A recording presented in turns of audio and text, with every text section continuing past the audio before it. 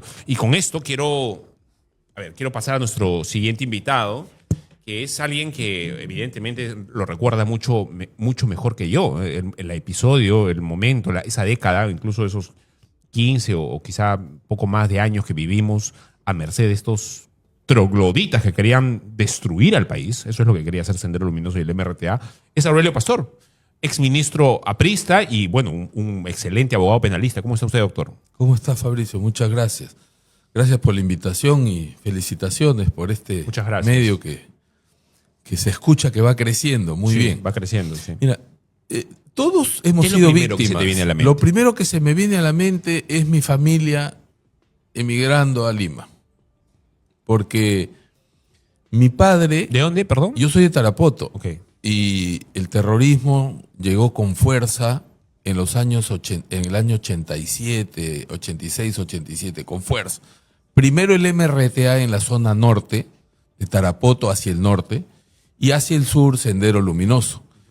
Y mi padre, que era abogado, se desempeñaba también como juez. Entiendo. Ya, y él fue, en esa época los jueces eran los encargados de levantar los cadáveres, fue el que levantó los primeros cadáveres de los primeros muertos por el terrorismo. Y entonces le dejaron una nota en la casa y le dijeron que el siguiente cadáver que se iba a levantar era el de él, ¿no? Entonces mi padre, bueno, cada uno asume la responsabilidad desde su punto de vista y él consideró que su responsabilidad en ese momento era cuidar a su familia. Entonces dejó la ciudad y se trasladó inmediatamente. Sí, y no solamente fue difícil. Su carrera. Fue una decisión muy difícil para toda la familia, porque era él un abogado ya consolidado en la zona. Él era, sin duda, el abogado más importante y tenía el estudio más importante, y reemplazaba eventualmente a los jueces, porque en esa época había la figura, y hasta ahora el juez suplente, porque a veces no había un juez titular. Entonces tuvo que dejar su carrera y venir a Lima, empezar de nuevo con 3 hijos, 2 en la universidad, una entrando al colegio. Nosotros hemos pasado momentos muy complicados familiarmente para que él se pueda ubicar nuevamente. Nunca llegó a ubicarse, lamentablemente, como se había ubicado allá. Y justo coincidió la época con una época además de crisis económica, de inflación, de desórdenes, el terrorismo muy fuerte. Entonces, esos años, entre el 87 hasta el 92, 93, yo los recuerdo como años muy difíciles para la familia acá en Lima. Gracias a Dios yo pude terminar la carrera.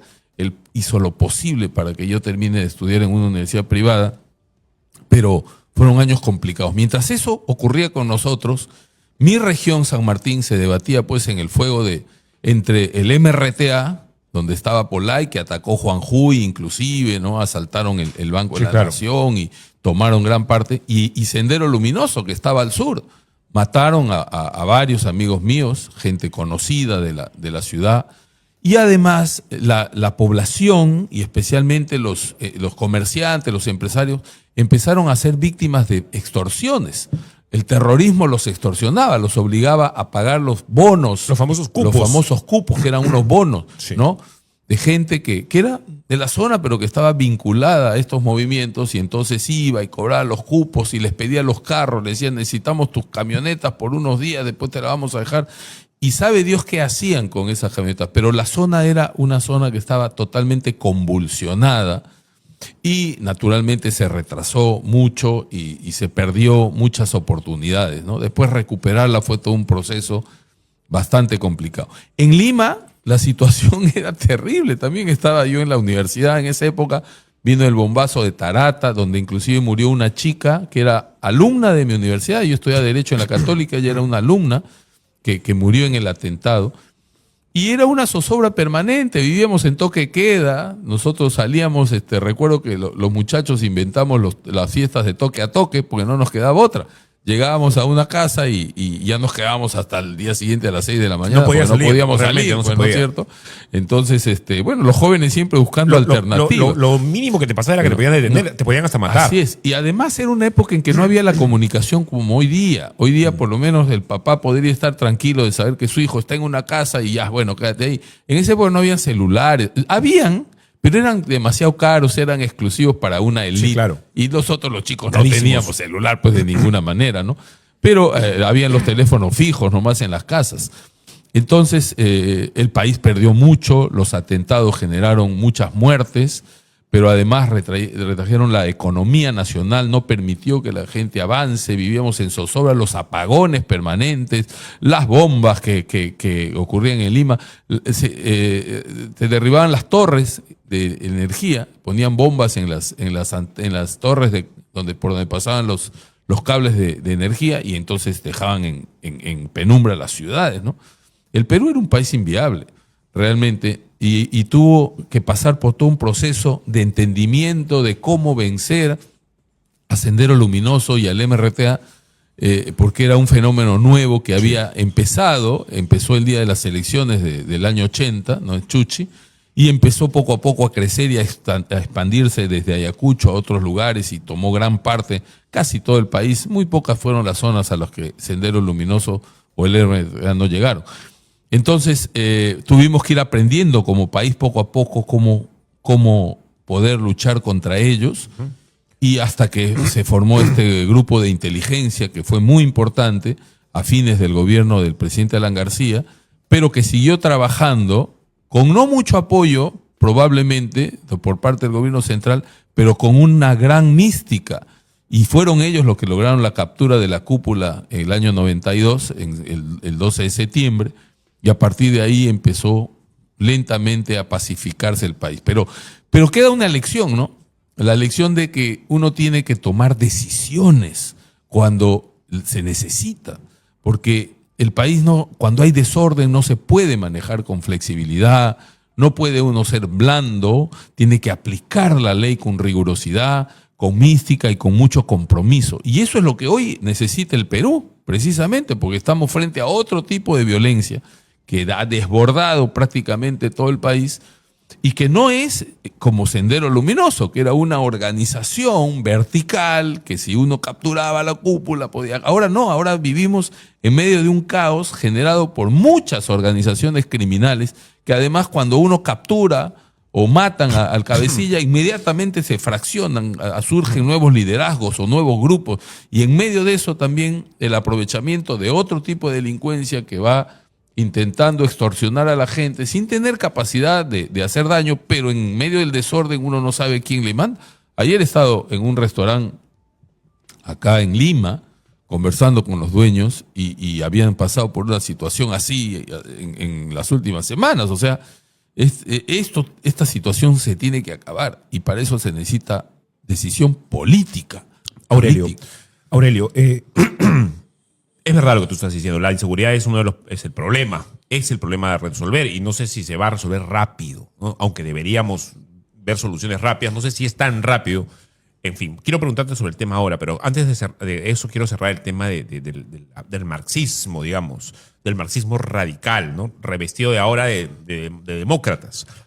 Porque la posibilidad de que un gobierno, ya no liderado por un burro como era Castillo, que cometió errores que hasta la propia gente de Perú Libre los reconoce, sino la posibilidad de que ahora nos toque un radical, realmente un poquito más estructurado, siempre está. Parece que el Perú en los últimos años está con esa espada de Damocles siempre encima, que en cualquier momento, cada 5 años podemos caer al abismo. Sí. Esa es una posibilidad real en el 2026. Claro que la es. ¿Qué opinas de eso? Claro que la es. Ahora, Castillo era un tipo, o es un tipo poco formado, poco instruido, pero muy astuto. Uh-huh. Por eso es que llegó a donde llegó primero en su organización gremial en el SUTEP y luego consiguió llegar a la presidencia. Ya una vez en la presidencia, obviamente, se le desbordó la capacidad de poder hacer algo porque no tenía una sola idea. Pero hay otra gente que tiene una mayor formación, ¿no? Entre ellos, pero lamentablemente una formación absolutamente radical. Veo algunos liderazgos, especialmente en el sur, que ante la confusión pudieran crecer.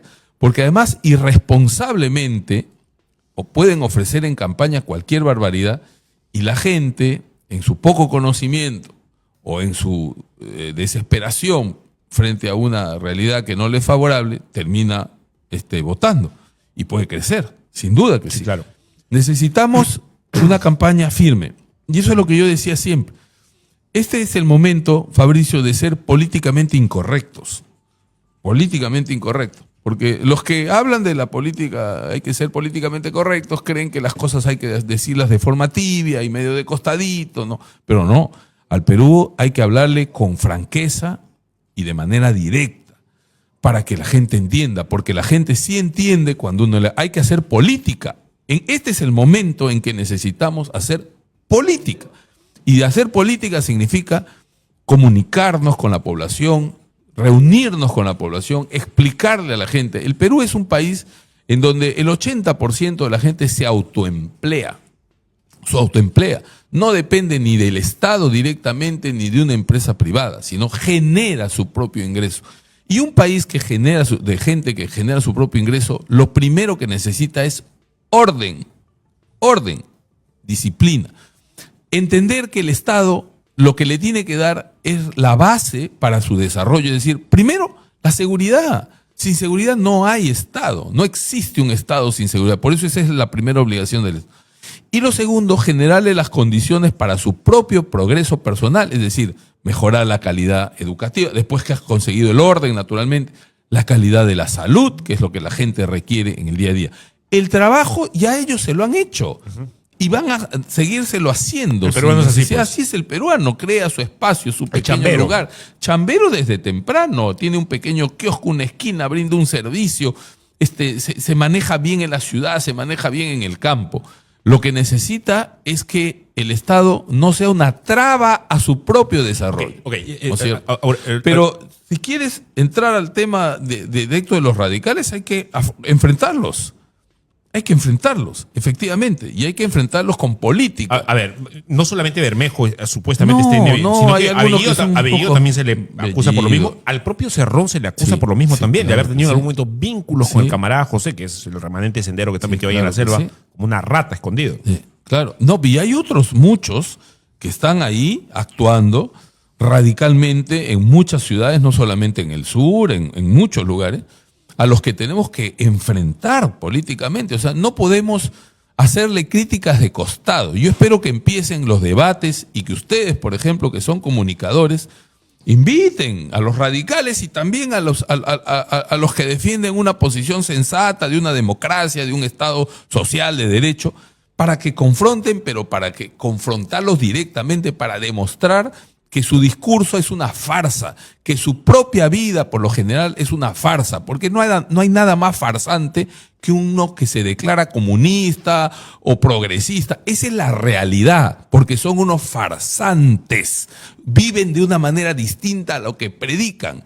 Buscan inmediatamente sacar algún provecho de donde pueden. No es real su discurso, pero hay que decírselos en la cara. No quiero preguntarte por inseguridad ahorita, quiero entrar en ese tema, pero antes que nada, ¿por qué? O sea, el APRA es de una izquierda democrática. ¿Por qué es tan virulenta el enfrentamiento? No sé si enemistad es el término, pero ciertamente la rivalidad contra estos radicales de izquierda.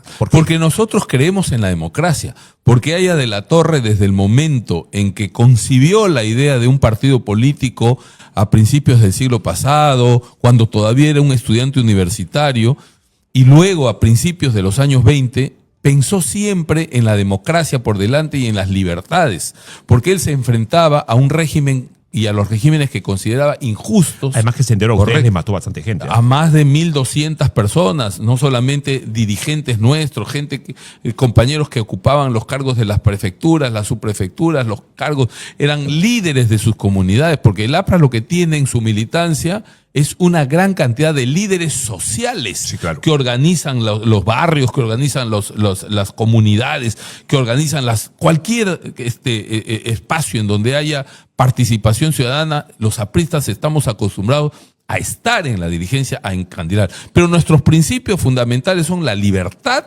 y la democracia. Entonces, esta gente nunca creyó en la democracia ni en la libertad.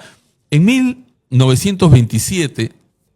hubo un momento en que se zanja ideológicamente el tema de la participación de Haya de la Torre en la política, porque él es invitado a un congreso internacional en Bruselas, en Bélgica, dominado generalmente por partidos comunistas, y le dan la bienvenida pensando que había surgido un nuevo líder de su línea política. Y Haya de la Torre zanja con el comunismo, dice: nosotros somos una cosa diferente, nosotros somos un partido que cree en las libertades, que cree en la democracia, que cree en la alternancia, pues, que cree en la competencia, que busca un país con igualdad de oportunidades, de oportunidades que se traduce en la justicia social para nuestro concepto, que es libertad, educación, salud, no un país de iguales, que es lo que predican los comunistas, pero no lo hacen, porque Maduro no es igual que el resto de venezolanos, No, claro que ni no. ningún comunista dirigente en su país es igual que el pueblo. Sí. Vive de una manera absolutamente diferente. Fidel Castro Mira Cuba. amasó una fortuna. Sí, claro. ¿A costa de qué? De la pobreza extrema de su población, que da una pena. Cuando uno llega a Cuba, yo he tenido la oportunidad de estar 2 veces,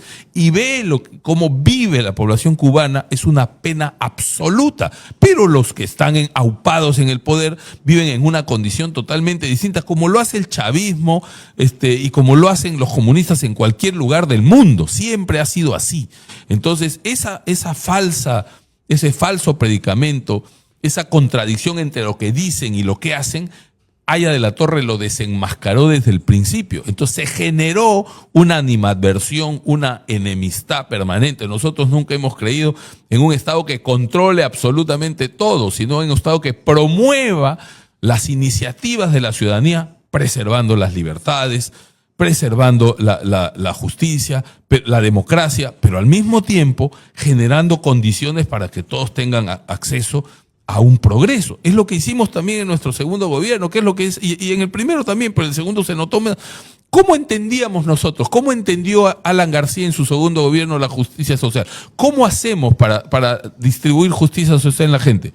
Los caminos que llevaban a los productores al mercado para que el agricultor pueda sacar su producto, los programas de agua para que puedan vivir en mejores condiciones, mejorar la calidad de las escuelas de todo el país, o sea, darle oportunidad a la gente para que pueda progresar, porque el mejor capital que tiene el Perú es la gente. Ok, Aurelio, yo estoy de acuerdo contigo, pero el problema, o sea, aterrizándonos en la calle, el problema es que están matando gente. Sí, claro. Y el problema es que eso se tiene que acabar. O sea, no le puedes decir a la familia de los choferes que todavía no los han matado, aguántense un poquito hasta que la inteligencia los encuentre. No se puede hacer eso. No se puede. O sea, es un problema difícil porque mientras que tienes que resolverlo rápido, la resolución más inteligente que se nos ocurre demora un poco, porque la inteligencia es así. Sí. ¿Qué hacer? Bueno, hay cosas que se deberían hacer de inmediato. Yo creo que hay algunos pasos que pueden ser complementados con algunas otras ideas que me parecen muy interesantes, porque ideas hay, pero necesitamos que el gobierno las empiece a implementar. Lo primero que creo que deberíamos hacer nosotros es hacer hoy día un corte para saber quiénes estamos en el Perú. Para mí me parece fundamental.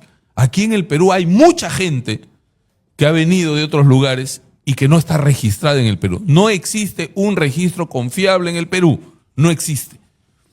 Así que, si yo tuviera la oportunidad de tomar primeras medidas en un nuevo gobierno, dijera, en primer lugar, vamos a cerrar absolutamente el control de la frontera. El control de las fronteras. Y para eso está la Fuerza Armada en apoyo a la policía. Controlar la salida y el ingreso a nuestras fronteras. Segundo, hacer un balance, un registro absoluto de todos los que estamos en el Perú, peruanos y extranjeros. Un plazo determinado para que todos ¿Un censo? se registren.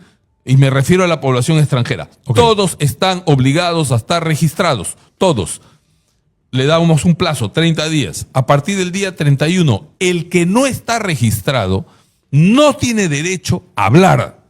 No tiene derecho a hablar. Simplemente se le agarra. No está registrado. Entras al sistema, se le pone, como decía yo, en un barco, porque los aviones son muy chicos, y para afuera. Para afuera. Ya, pero ahí, no tiene ahí derecho. se genera otro problema. ¿Cuál ¿Qué es el haces? problema? ¿El barco a dónde se va? Porque en Sácalo, Venezuela, devuelves a su país. pero no te lo van a recibir. Bueno, verá pues lo que hace el país. Pero yo le pongo el barco al frente de la costa y le digo, acá está su gente. Recójala usted, ¿qué le pasa? ¿Cree que la voy a atender? Se puede generar un problema internacional, pero hay que llamar la atención también. ¿Qué usted quiere? Hemos dado tiempo para que todos estén registrados y la gente de bien de su país que esté en el nuestro ya se registró, estamos felices, está trabajando, y acá están los no registrados. ¿Por qué no se registran? En segundo lugar, ya se registraron, perfecto. Ahora vamos a empezar a preguntar qué hacen los registrados. ¿A qué se dedica usted, señor? No, yo soy un repartidor. Ah, correcto. ¿Dónde está su teléfono? Vamos a ver los yapes que recibe, porque hoy día todo está registrado. El que hace un delivery Y la recibe inteligencia yapes. artificial te ayuda perfecto con eso. Absolutamente. Están registrados. Vamos a revisar en dónde están. Ahora, yo creo que hay que retomar las operaciones rastrillo que se hicieron en su momento. ¿Cómo en la lucha. eran? Recuerdo. Sí, las operaciones rastrillo eran operativos que se hacía sin ningún tipo de anuncio, obviamente, y de repente, durante la noche, el ejército y la policía cercaba una zona determinada de la ciudad. Cercaba, la cerraba, nadie entra, nadie sale. Y ingresaban casa por casa, a buscar gente que no estuviera legal, también requisitoriados, pero también armas, también drogas, claro, también cualquier otro tipo de elementos explosivos, lo que sea, casa por casa, para que no tengan dónde esconderse. Porque si uno decreta un estado de emergencia, el estado de emergencia es un instrumento para hacer algo. El estado de emergencia por sí solo no soluciona las cosas. Yo declaro un estado de emergencia para hacer algo. ¿Qué piensas hacer? Voy a hacer, por ejemplo, operaciones rastrillo. Hace poco, en El Salvador pacificado, que existe hoy día, el presidente Bukele sigue haciendo operativos rastrillo. Sigue haciendo. ¿Correcto? ¿Por qué no lo hacemos en el Perú? Yo me imagino, acá hay zonas de Lima y en provincia también que están dominadas por el crimen, acechando a los vecinos honestos que viven en la misma zona. ¿Tú crees que los vecinos van a estar en contra que un día se despierten y de pronto su distrito está cercado? Cercado, señores, todos tranquilos. No pasa nada, vamos a entrar casa por casa. Estarían felices. Estarían felices. Agradecidos de que se esté haciendo algo. Pero así es como se capturaba a los terroristas en la época en que se luchó contra el terrorismo. Sí, claro. ¿Correcto? Y la gente aplaudía. Y después del operativo entraba el Estado con otro tipo de acciones sociales. Venían las pruebas médicas a la comunidad, les hacían hasta cortes de pelo, una serie de apoyos. La gente estaba feliz, le preguntaban a los militares, oye, ¿a qué hora van a venir mañana? Porque yo quisiera que vengan ustedes todos los días. O sea, la gente de bien, nadie se opondría. Tú te opondrías a que un día oye, cerraron tu distrito, van a entrar a ver quién vive acá, identifica, pase, por favor, yo feliz de la vida, ojalá vendrían todos los días. Imagínate en esas zonas convulsionadas. Entonces al gobierno del presidente Gerí, que yo lo veo con más movilidad, y lo cual me parece bien, hay que decirle que tiene que tomar algunas decisiones adicionales. Así como hacen allanamientos en la noche que llegan a una casa y demás, bueno, haga operaciones de rastrillo en determinadas zonas de Lima que están tomadas por el crimen.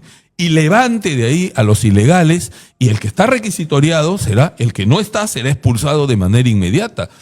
¿No es cierto? Sí, esa es una de las cosas que hay que hacer. Entonces tú controlas fronteras, registras extranjeros, haces operaciones rastrillo. El sistema penitenciario también necesita urgentemente construir cárceles de extrema seguridad, porque el crimen que hay ahora en el Perú es un crimen de extrema violencia. A ver, has tocado un punto interesante. Tú has sido ministro de Justicia, así que debes saber el ínterin y el detalle de estas cosas. Yo como leo, simplemente como un ciudadano común, siempre me hago la pregunta, ¿no sería mejor 2 o 3 grandes cárceles en esos lindos parajes de la puna peruana, en donde es inaccesible la situación, que tantas cárceles pequeñas que ya la ciudad ya se las ha comido, ya están dentro de la ciudad incluso? ¿O no? A ver, es que lo que pasa es que hay que saber diferenciar el tipo de cárcel que uno va a hacer. Okay. Porque una cosa son los penales destinados a presos comunes y otras cosas son los penales que necesitamos construir para presos extremos. ¿Correcto? Uh-huh. Ahí es donde debe haber una inversión. Un penal de extrema seguridad para internos extremos, que son precisamente los sicarios, los asesinos, los extorsionadores, todos esos que tienen hoy día en zozobra el país, tienen que ir a cárceles especiales, en donde los líderes importantes estén recluidos en celdas unipersonales, que no tengan contacto con nadie, desde el momento que ingresan, como pasa, ¿has visto los penales en El Salvador? Los policías con pasamontaña tienen prohibición de hablar con los internos, prohibición. Y tú dices, pero yo cómo voy a saber si no saben. Perfecto, están en celdas unipersonales, tienen un policía afuera con pasamontaña, tienes cámaras de seguridad y tienes sensores de voz. Nadie puede hablar con él. ¿Tiene derecho a patio? Sí, señor. No, pues, Aurelio, pero ahí van a saltar tus amigos de la ONG. Ahí está el gobierno. Ahí está el gobierno. Ahí está el gobierno. Decir, pobrecitos, bueno, ¿cómo los tratan así? Ahí está el gobierno, pues. Ahí está el gobierno. Ya, el problema es que tiene que haber alguien y tiene que haber un gobierno que tenga no solamente fortaleza. Por ejemplo, nuestra lucha permanente en el sistema interamericano. Yo no soy de los que está de acuerdo en salirse. Yo siempre he dicho, hay que salirse. No, hay que entrar. ¿Cómo es eso? ¿Cómo que hay que entrar? Hay que entrar, pues si estamos afuera.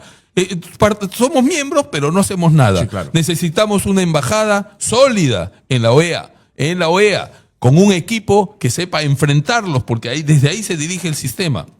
Necesitamos una Procuraduría Supranacional mejor consolidada para poder enfrentarse a las decisiones de la Corte y de la Comisión. Necesitamos una acción más protagónica del presidente de la República. El presidente de la República debería pedir una cita con el presidente de la Comisión Interamericana, ir a conversar directamente. ¿Qué está pasando acá?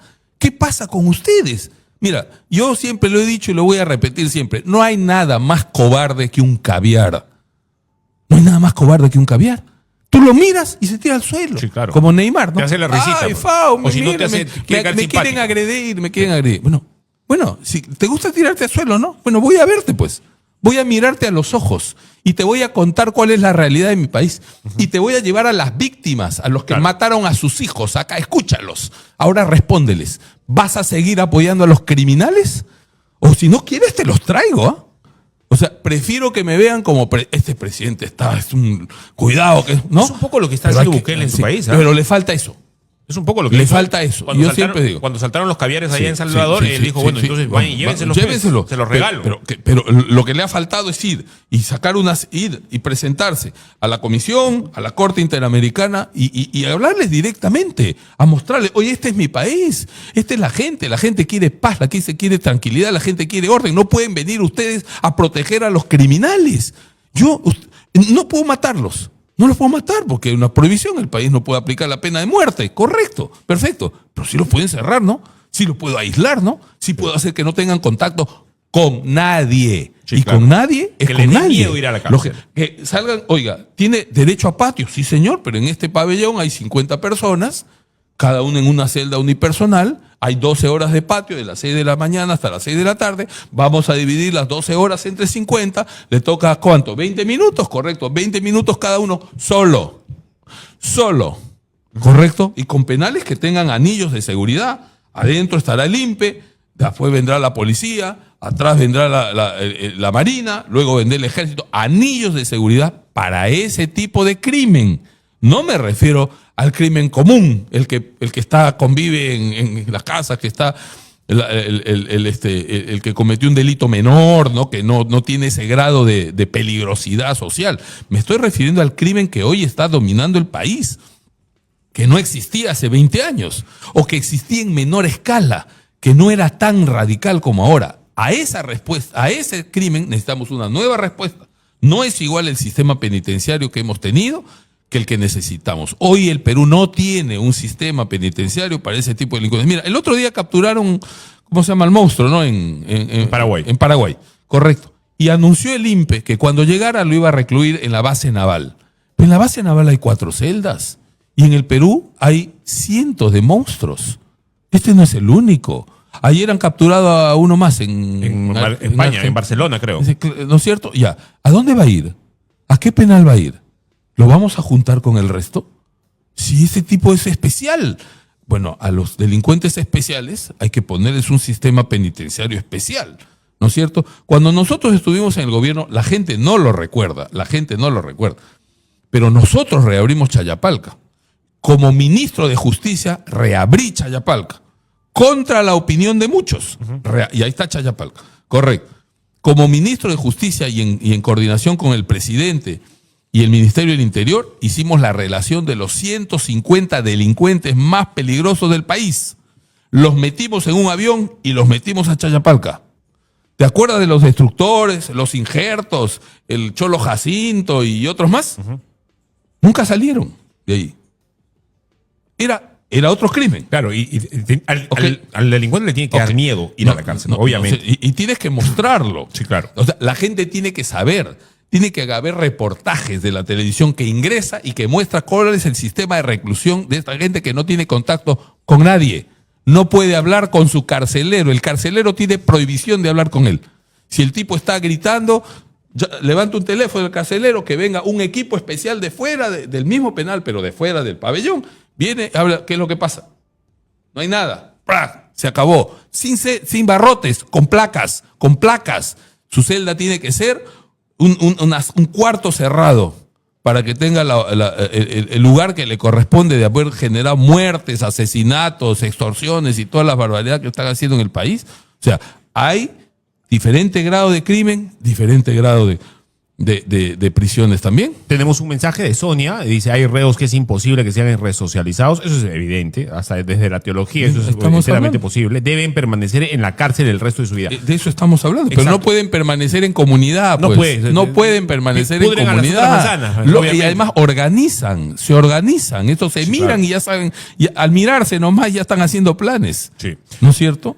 Aurelio, se me acabó el tiempo, pero antes de eso quiero preguntarte, ¿vas a postular tú? No.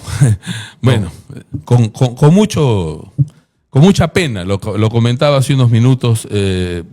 Yo tengo responsabilidades profesionales en mi estudio. Ya, pero no te cierras a la política más No, adelante. yo estoy en la política. O sea, Hoy estoy acá digamos, contigo. si hay un gobierno patriota, sea cual sea el partido, y te llaman, Siempre estará mi colaboración presente. Hoy no postulo, pero no significa que no estoy en campaña. Estoy en campaña y estoy haciendo mucha campaña dentro de mi partido, y cuando se define el 30 de este mes quién será nuestro candidato, al que gane acompañaré a cada lugar. Y hay que hacer política, hay que ir a hablar con la gente, hay que transmitir mensajes, hay que transmitir ideas. Para eso sirve también la campaña, para hacer pedagogía con la gente, aprovechar estos espacios. Y hay que desenmascarar a los farsantes, que eso es lo que yo espero sí, que haya en los está muy bien, debates. está muy bien. ¿no? Estoy de acuerdo contigo en que Correcto. te dediques a tu labor profesional, porque Sí. eso me indica que eres un hombre honesto, que no has hecho plata en la política, y al contrario, tienes que hacer. Pero además tengo un trabajar ahora. compromiso con un equipo de abogados jóvenes que me acompaña hace mucho tiempo, y tengo otro compromiso con mis hijos que están en la universidad. Bueno, que ese necesitan compromiso que el es más papá importante. siga Sí, en eso es más su importante. estudio. Bien, Aurelio, muchas gracias. No, gracias a ti, Espero Fabricio. que te vaya muy bien. Claro que sí.